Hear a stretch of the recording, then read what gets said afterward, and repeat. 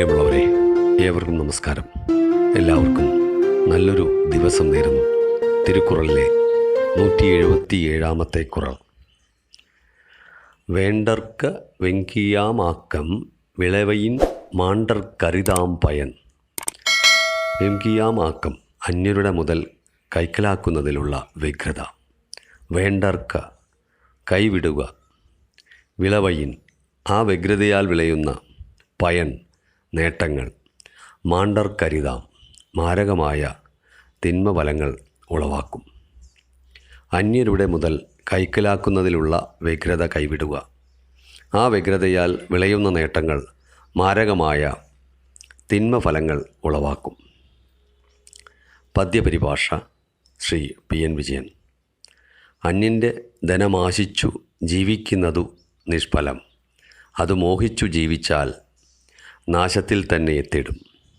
ശ്രീ മുരളി ഭമണൂർ. പരസമ്പത്തിൽ ആശയേറിയോനണയ നല്ലൊരു നാളൊരിക്കലും. ചെറുജീവി ഗണമഗ്നി എന്നതിൽ എരിയും പോലെ എരിഞ്ഞൊടുങ്ങിടും. ശ്രീ ബാബുരാജ് കളമ്പൂര്. അന്യൻ്റെയൊന്നും കൊതിക്കാതിരിപ്പതാൽ ധന്യമായിത്തീരുന്നു നമ്മുടെ ജീവിതം. ശ്രീ തോമസ് താമരശ്ശേരി. പരദ്രവ്യ വ്യഗ്രത കളയണം, അവ നേടും ഫലമൊക്കെ മ്ലേച്ഛമാണല്ലോ. ശ്രീമതി സൂര്യഗായത്രി. സ്വന്തം ധനത്തിനാൽ സംതൃപ്തനാവാതെ അന്യധനമാളുവോർ കർമ്മഹേതുവായി മാരക ഫലങ്ങളെ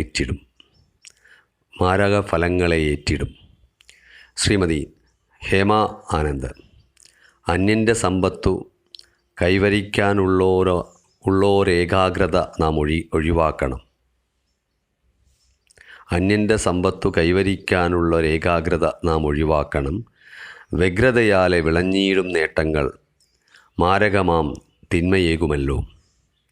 ശ്രീമതി ജലജ പ്രസാദ്.